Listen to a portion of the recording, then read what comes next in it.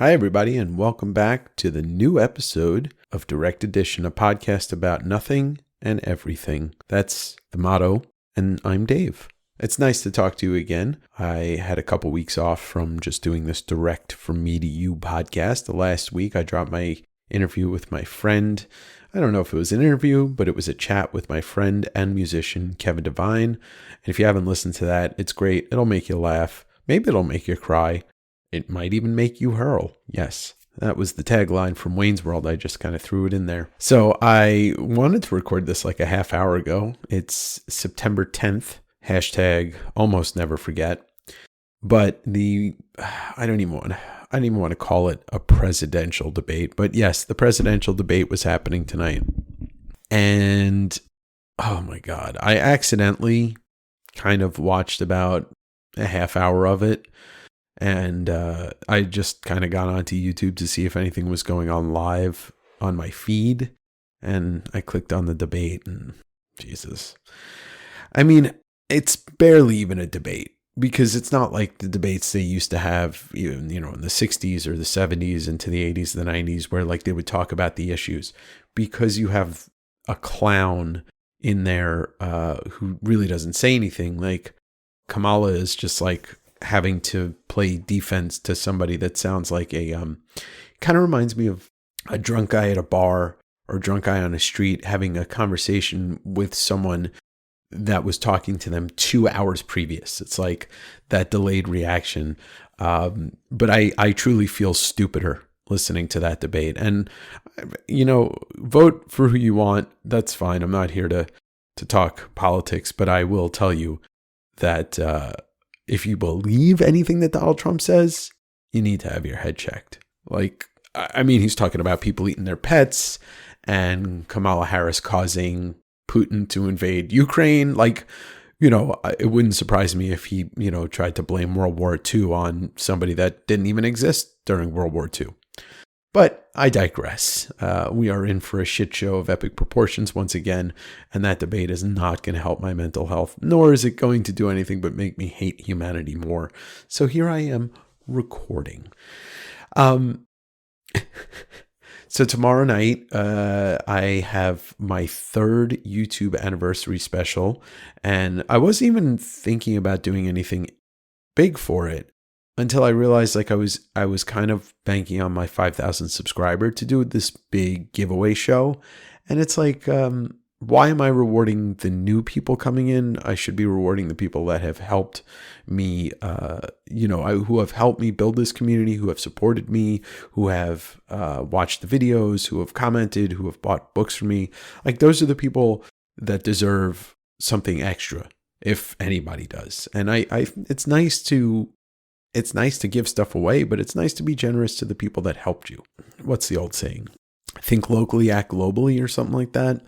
But I just need to support the people that support me, and I think it's nice to give back to them. Tomorrow's guests are going to be great. Jim Mahfood, Kazra is going to be there from Comic Art Fans, and Joe Benitez is going to pop in, and Wayshak, and hopefully Dave Correa, Derek Kirk Kim. I just invited some people that are not only that have been on the channel before, but people that I talk to somewhat or, almost regularly. So I'm excited for that. And by the time you hear this, also I'll have recorded another interview for this podcast. So that's great. A lot of stuff coming down the pipeline too, as usual. I want to talk to you about life. I want to talk to you about like the last month, because a lot of stuff has gone on. I moved, and you can see me if you're watching a clip of this or something, or you're hearing me in the new studio. It's a little smaller than I wished it would be, but there's nothing I can do about that because I can't take down the wall in front of me. It's not my house. But in that move, which I did over the course of August, I went to Pittsburgh and I was there for 6 days. I was there mainly for the Eddie P. Con, the first Comic-Con put on by the Pisker family in memory of their brother Ed, where I hosted a panel, and it went off really great. The con itself was great. If you want to learn more about the con, you'll you can go over to my YouTube channel. You could watch the panel. You could also watch it on the Kayfabe channel. And then also I'm dropping a video the day before this airs. And that is going to be the walkthrough of the con. I filmed a lot of stuff. I bought a lot of stuff. I talked about it. So if you're interested in going next year, just watch my videos. You might convince yourself right there on the spot, like, hey, I should go to that. But I was in Pittsburgh, like I said, for 6 days, and it was great. I got an Airbnb in Lawrenceville, which was pretty central to all the things that I was doing or wanted to do. It's central to the city, a lot of good coffee shops around, which is a big plus for me. I always need to be near a good coffee because I start my day off and I want to be in a good mood. And the best part of waking up, sure as fuck, is not Folgers in your cup, despite what the commercials used to say. And so Tuesday, I got in on Monday night, and Tuesday, Jim Rugg picked me up and we went to comic shops, and we did that same activity for 4 out of the next 5 days. It was fantastic. I'd only talked to Jim over the internet on my channel and via email, and then I met him at Heroes. But I think we both wanted to just, hang out and talk comics and, dig for comics. And that's exactly what we did. And it was really, really nice of him to show me around. He had just self-published a new zine called the Jim Rugg Guide to Pittsburgh Comic Stores. And he visited 30 comic shops in 2 weeks and kind of like categorized them and gave them scores based on all these different categories. It's actually a fantastic zine. You can pick it up from him in person if you see him at SPX, or they should be on his website in a couple weeks. But it was like this magical land of comics that I never knew Pittsburgh was this hub of these great independently owned stores. And one of the things that I typically harp on when I'm talking to people about comic stores in America and even in Europe, because I've been to a few, it's kind of like the last frontier in this country, at least, of small businesses that are not only, individually owned, but completely unique to each other. Like, you can go to 2 comic stores in the same town and you're going to get 2 different experiences because they're usually a reflection of the owner. And that is definitely something that you notice when you go to more and more stores. You can definitely say maybe bookstores and record stores have a bit of that, but they really are a reflection of the owner. And if you've followed my channel at all, you can definitely see how there are younger store owners that are trying to at least kind of switch the way that people experience comic book stores if they're walking in for the first time, whereas a lot of older owners, they're set in their ways. But that's not exclusive to that, because I've met some older owners that do want to get new readers into the store and try and kind of like expand the inclusivity of the people they're trying to get into the store. But anyway, we had a great time, and the con was great, and a lot of Ed's friends came in and got to meet Brian Moss finally, and hung out with the family and had dinner at Justine's house. She made us dinner, which was really nice. It was just a very, very positive trip in such in wake of such horrible events. And I really had a great time. I bought so many fucking comics, it was ridiculous. And then on Friday, Kazra from Comic Art Fans and OAX, I offered him the extra bedroom at my Airbnb, so he stayed with me, and we went out to see the Collections in Black, which is an original art exhibit at the August Wilson Museum, put on by Big Phil. And it's, kind of a testimony, a tribute, shining the spotlight on not just Black comic creators and artists and writers, but characters. And it was beautiful. It was amazing. And it kind of all centered around this 5 or 6 page story from the Golden Age era, like the 50s or early 50s, of this comic about Joe Louis, the famous boxer. And it was the first time, and Phil owns all of that original art from that comic. It's beautiful. But the thing is, it was what Phil told me is that it's the first time that a black person was depicted in a good light in a comic. And so if you're if you're in Pittsburgh and anytime until January, you should check out the exhibit. But we got to see it, and it was pretty awesome. And Phil's a really good guy, and I love that he is, not just spearheading it, but like he is making sure more people know about it. So more people could see it. So yeah, it was just a fantastic trip. Met a lot of people I didn't meet yet. Got to see friends I did. The con went off perfectly. It's kind of amazing how the Piskers kind of, Justine turned around in the face of these horrible events, kept her brother's name alive, took control of this Instagram account, and it culminated, this a couple weeks ago with the con, and they're going to be doing more and more work. I hope that I can help them out with it, whatever they need in the future, because it's important to me too. So that trip was great. It was a little stressful to do that in the middle of moving, but that's life, right? You don't get to really pick and choose the events, how they happen, if they're out of your control. But I came back and I quickly got the rest of everything packed up, got everything moved, got everything cleaned in the other house, thanks to Josh helping me, and then Bryce, done messed up, the guy who you might know as Grandmaster B. He also wrote the theme song for the West Coast Davengers YouTube channel. He flew out and helped me set up some stuff in the new house. We went comic hunting. It was a real nice thing for him to do.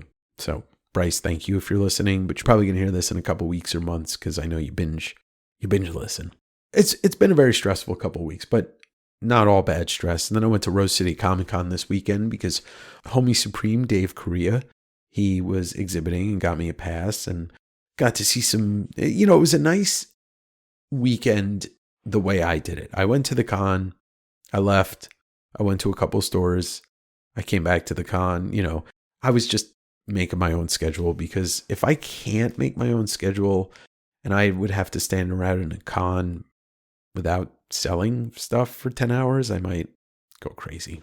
But what I'm really happy about is the way that I finally got to talk to Kevin Devine in a setting where it was just us, and you guys heard it. It was less of an interview and more of just a chat. And Kevin, I love listening to Kevin talk. He tells great stories.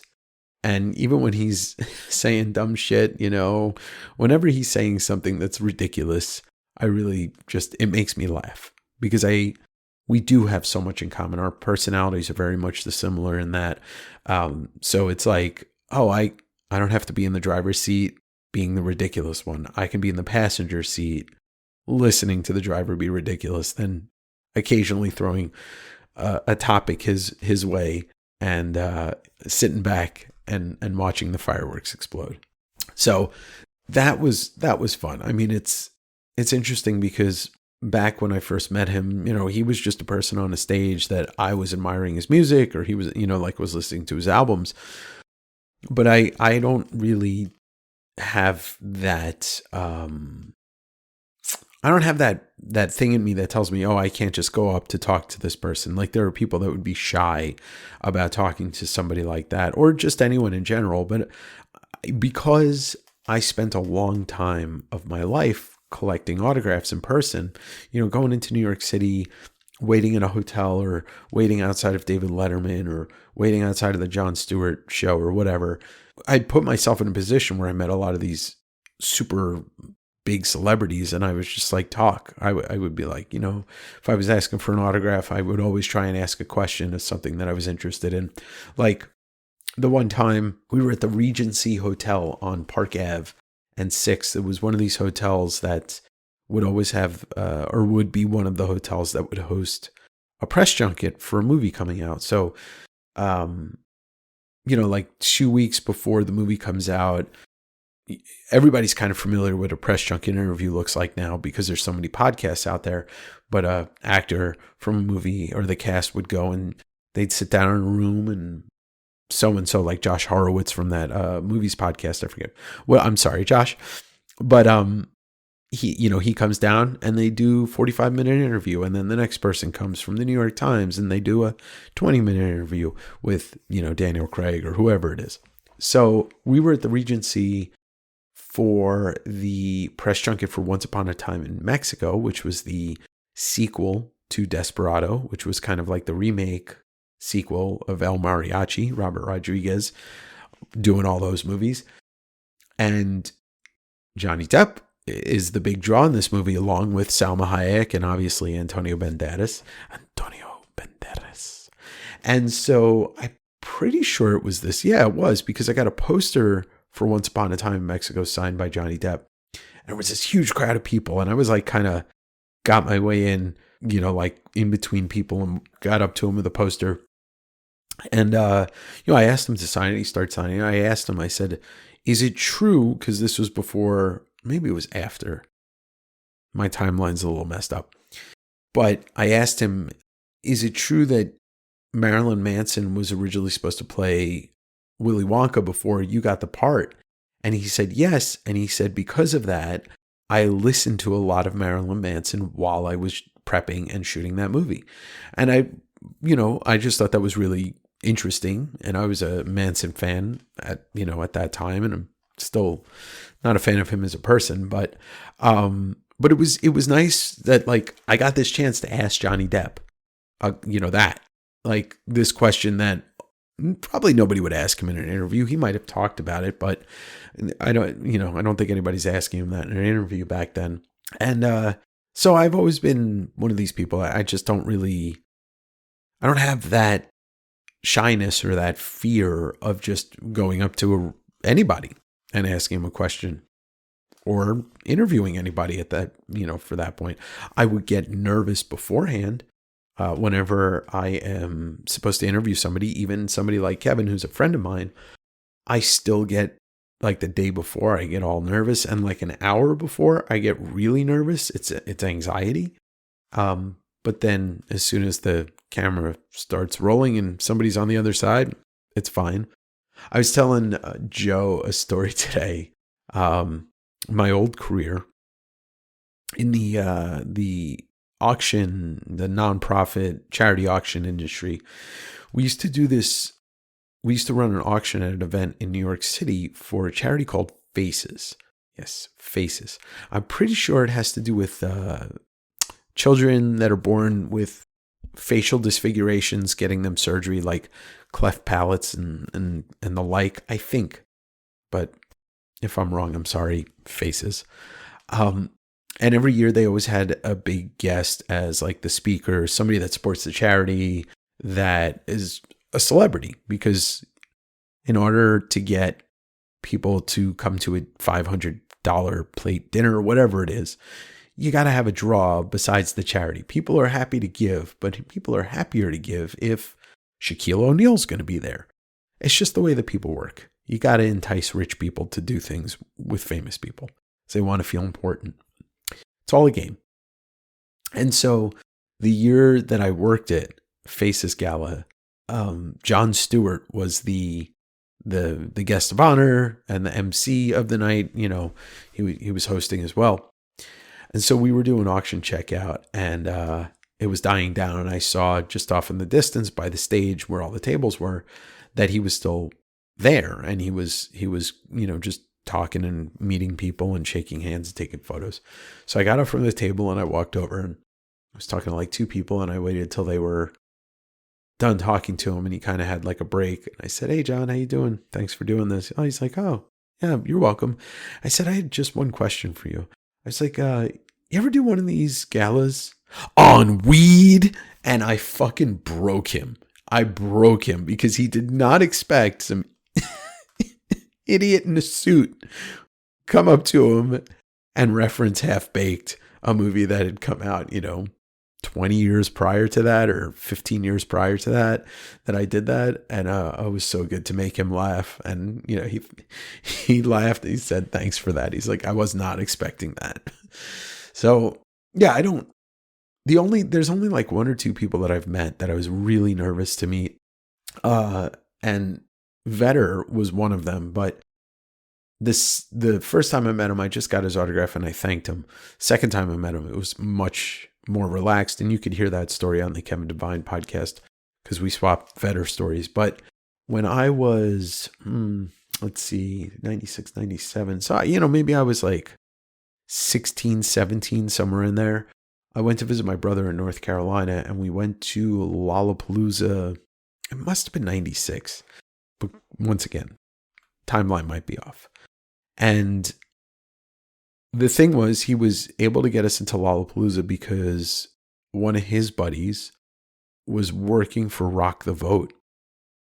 And I assume Rock the Vote's still around, but it was kind of in conjunction with MTV, and they would have like, like just advocating people to vote, which once again, that's not even a political thing. That's just like a, have your voice thing.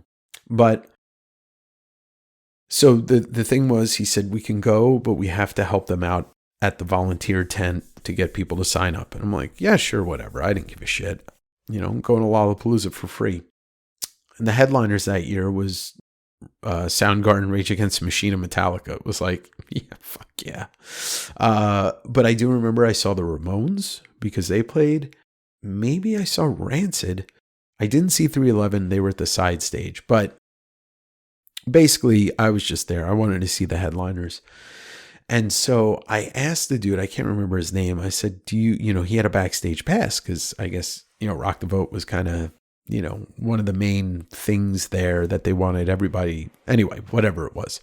But he had a backstage pass, and I asked him, and I was a very small 16, 17-year-old. I did not hit my growth spurt until I was a little bit older, which is, sucked, but what are you going to do? Can't choose how your body works. And so I asked him, I said, can you bring me backstage? He said, I can, but I can't leave you there with my pass. And I can't stay back there because he's working. So we walked back there, and there was nothing to really see. And next to the stage was the first aid tent. And he said, if you want, I could leave you here. If you get kicked out, just come back to the table. I was like, okay, sure. And so I took a seat. I remember it's like a metal chair just sitting in the, like on the outside of the first aid tent, but it was an open tent. So I didn't want to, I think I was cognizant enough of other people to not take a seat if somebody needed it, but there was nobody there. It was kind of interesting because it was the first time I'd ever seen like the effects of either drugs or alcohol and heat to people, because most of the people that end up at the first aid tent either drank too much, didn't drink enough water, maybe did some bad drugs and started freaking out. And, occasionally you get somebody that gets fucked up in the pit or something. And it was basically just that. There was nothing major. It was just a lot of people that were really fucked up. And so at some point, I think in between Rage Against the Machine and Soundgarden, I got up and kind of walked back towards where you would come off, for from the stage to walk back to your trailer. And as I'm doing that, I see James Hetfield talking to some kid in a wheelchair. And I'm like, oh shit, I got really nervous. And so I waited till he was done talking, and I think he had a security guard with him. And I walked up to him and I said, and I was shaking. My hand was shaking. And I was like, you're James Hetfield. And like, he knew that I was nervous as fuck. And he's like, yeah, I am. Like, as a matter of fact, like, yeah, kid, I am. And I literally, I think I said thank you. And I think the security guard told me to get out of there. And then I went back to the tent, and then eventually, I think after Soundgarden, I got kicked out, and I was fine with that because I was like, okay, I'm just going to go watch Metallica. And then I watched Metallica and proceeded to not be able to find my brother for like 2 hours after the show. I don't even remember how. Like, it must have been early days of cell phones. But either way, it was a fun little experience to watch those bands from the side of the stage. Then, meet James briefly and then get kicked out. But years later, around, I don't remember, whenever they were announced to be inducted to the Rock and Roll Hall of Fame, it's probably 2012 or 2013. I was still working in Manhattan for 32nd and Madison, and Fuse, which was Much Music from Canada, when they did an American station, it was called Fuse, and Fuse opened up studios right across from Madison Square Garden, and you could see, if you watch any of the old programming from Fuse, whenever they'd have a band there, you could see them right off the street because the studio was on the ground floor and it was all glass, clear glass windows. And so I knew Metallica was going to be getting announced to be in the Rock and Roll Hall of Fame, and they were going to do it live on Fuse. So I had a little TV in my office. I turned it on during the day, like in the morning, and just watched Fuse until they were on. When I saw they were coming on, I walked the 5 blocks, put my earbuds in. I walked the 5 blocks down to the studios. There was this dude, Juan, that I knew from collecting autographs. He was out there. I was like, look, let's try and get some photos with these guys. I'll take yours, you take mine. And sure enough, like 15 minutes later, James comes out. I think Lars came out behind him. I walked up to James. I had one earbud in. I was listening to one of their albums. And I said, hey, James, how you doing? He's like, oh, hey. Like, congratulations. And he said, oh, thanks. I said, can I get a photo with you? He said, sure. I said, I got you in this year. And he gets on this side of me and he goes into my ear. He's like, no, I'm in this year. And I took a photo with him. Like, he was so friendly. You know, I was so delighted. I had met all of the other guys before that. I met Lars, Kirk, and Robert. So all positive experiences with those guys. And just, you know, I was a little nervous, but they're just people. I really do look up to a lot of artists, musicians, you know, whatever, people that produce physical art too. And, you know, at the end of the day, they're just the same people. There are, you know, once you get into like the Hollywood space, I think you start to get into people that live on a different plane of existence as the rest of us. It's the same with like politicians or, people like Elon Musk, like Jeff Bezos and all that. They don't live in the same place that we do. They don't operate in the same way we do. Their existence does not match the day-to-day human existence. Those people are, literally, they are trying to go to space. And I say, let them, and then lock the fucking gate. So yeah, it's always interesting when you meet people. Like they say, don't meet your idols. And, I could rattle off a couple of names of people that I used to like that I met them and I no longer like them, like Will Clark. First baseman for the San Francisco Giants. I met him when I was a kid. He was a piece of shit. I stopped caring about him, but I met Jerry Rice and he was awesome. I met, I've talked about meeting Vedder. He was awesome. There's so many people Todd McFarlane, every time I met him, it's just amazing. If you look up to certain people in just like any way, I'm not talking about like idolization or anything. I'm just talking about like, I admire Kevin Devine because of a lot of the aspects of his career and the way he handles it and the way he presents himself on a stage, etc. But, I've met a lot of people I look up to, and none of these people control my life or I can't, it's not like, oh, I can't live without meeting this person, but I just put myself in a place where I could do that, or I've run into people or I've befriended people. Evan Weiss and Kevin Devine and Scott Hutchison, 3 people that I was into their music before I met them. And, I ended up forming a friendship with all 3 of them and their band members and stuff like that. It's just got to remember this, in this life, we are all on the same playing field. We're all just hoping to not die and do something that we're happy with, that maybe it affects other people. But for me, it's just about doing something that I'm happy with. And the byproduct is there's actually people listening to this. And that's fucking wild to me still wild to me that what I'm doing is either A, entertainment for other people, or, B, it actually means something to other people. Then there's the couple of people that hit the dislike button. And I think I know who they are, actually, because it's a consistent thing. And that's okay. They want to waste their time doing that. That's fine. I hit the dislike button on myself most mornings when I get up. But yes, it's been a very fulfilling month. Even being stressful, that doesn't mean it can't be fulfilling. And I think that's pretty much the gist of what I wanted to catch up on. I had a couple other thoughts of things I wanted to talk about, but they kind of escaped me and I didn't write them down. So you don't have to listen to me talk about them. But expect a couple more interviews in the next couple weeks on the podcast. Hopefully, fingers crossed. And if for some reason that you still haven't hit that subscribe button, what are you waiting for, huh? Jennifer Love Hewitt. I Know What You Did Last Summer. You remember that movie? Remember when Scream came out?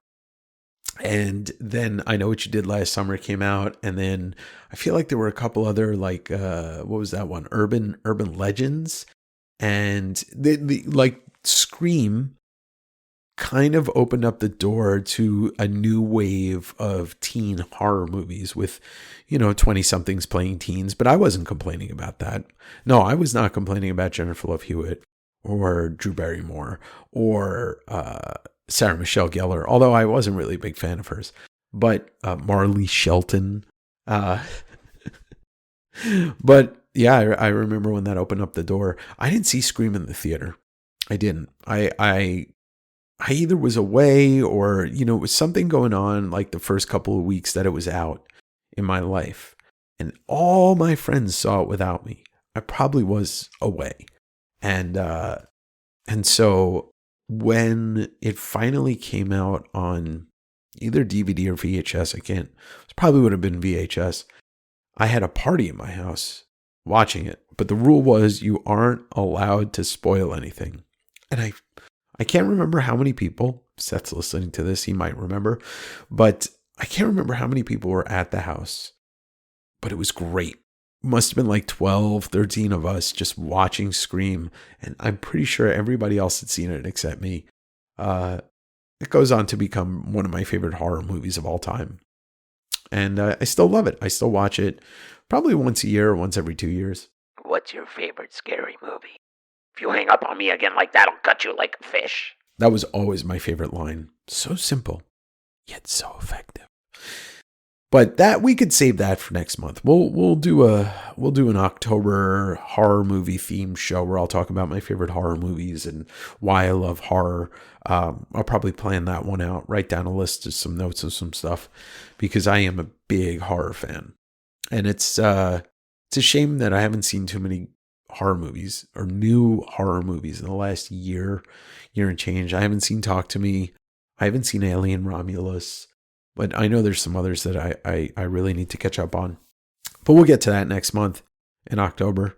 Or as you people say, spooky month. Every day is spooky day and spooky month for this guy. All right. And with that, I'm just going to ask you, as I always do, to review or rate the podcast on the platform you are listening to it on. Apple has a star review, as well as you can write a bunch of words. Now Spotify, besides having the star reviews, you can comment on the episode. But if you scroll up to the top when you're looking at the podcast and you hit the star button, and if you haven't reviewed it, it'll let you review it. If you're watching or listening to this on YouTube, you could just hit the like button, drop a comment down below. Also, I'd like to say that I'm still happy if you want to leave a question as a comment on any of those platforms. I will be happy to answer it on the show. I will give you credit or I will shout you out. I appreciate everybody that listens. But for this week, I think that's going to be it on another episode of Direct Dijon. Give me you in 5 minutes. Yeah.